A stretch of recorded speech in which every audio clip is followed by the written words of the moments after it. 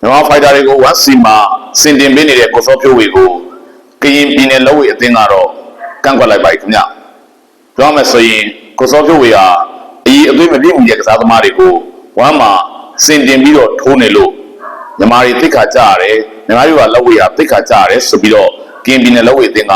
စာထုတ်ပြန်လိုက်တာဖြစ်ပါတယ်ခင်ဗျဟုတ်ကဲ့ကရင်ပြည်နယ်လက်ဝဲအသင်းကဖေဖော်ဝါရီလ16ရက်နေ့ရက်စွဲနဲ့စာထုတ်လိုက်တာဖြစ်ပါတယ်သူတို့ကမြန်မာနိုင်ငံရိုးရာလက်ဝဲအဖွဲ့ချုပ်တင်ဖြူရန်ကုန်မြို့ကဥက္ကဋ္ဌကိုပန်ကြားပြီးတော့စာတင်လိုက်တာဖြစ်ပါတယ်ခင်ဗျသူတို့ရေးထားတဲ့စာကိုကျွန်တော်အပြည့်အဝဖတ်ပြပေးကြပါတယ်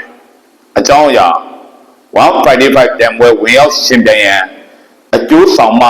ခွင့်ပြုမိန့်တောင်းခံခြင်းအားစစ်စစ်ပေးပါရန်တင်ပြခြင်း155တန်ပွဲသည်တစ်ကမ္ဘာလုံးမှာ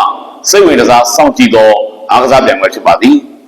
အဆိုပါပြိုင်ပွဲသို့ဝင်ရောက်ရှင်ပြန်ရန်မြန်မာအားကစားသမားများကိုလည်းစေလွတ်ရှင်ပြန်ခဲ့ပါသည်ယခုခါလက်ရည်အရေးအသွေးပြည့်မီသောကစားသမားများကိုလက်ဝဲအကျိုးဆောင်ကိုဖြိုးဝေမှမိမိစိတ်တိုင်းကြခေါ်ယူရှင်ပြန်ခဲ့သောကြောင့်အဆက်တကွဲရှုံးနေမှုများဇက်တိုက်ဖြစ်ပေါ်ခဲ့ပါသည်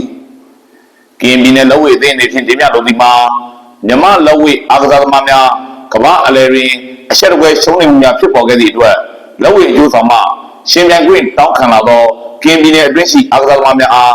ကရင်ပြည်နယ်လက်ဝဲအသင်းတာဝန်ရှိသူများမှရှင်ပြန်ရန်အီရှင်ပြည်မှုရှိမရှိရှင်ပြန်ရန်တင့်တော်ဤမတင့်တော်ဤကိုကရင်ပြည်နယ်လက်ဝဲအသင်းနှင့်ညှိနှိုင်းမှသာခွင့်ပြုပေးပါရန်တင်ပြအပ်ပါသည်ဆိုပြီးတော့ဆရာရိုးထွေးခေါ်ဦးမောင်ကျော်ကရင်ပြည်နယ်လက်ဝဲအသင်းရဲ့တွဲဖက်အတွင်းမှုကစာတင်လိုက်တာဖြစ်ပါတယ်ခင်ဗျဟုတ်ကဲ့အခုနောက်မှာကိုစောဖြိုးဝေက1ကိုခေါ်သွားတဲ့မြန်မာဖိုက်တာတွေဟာ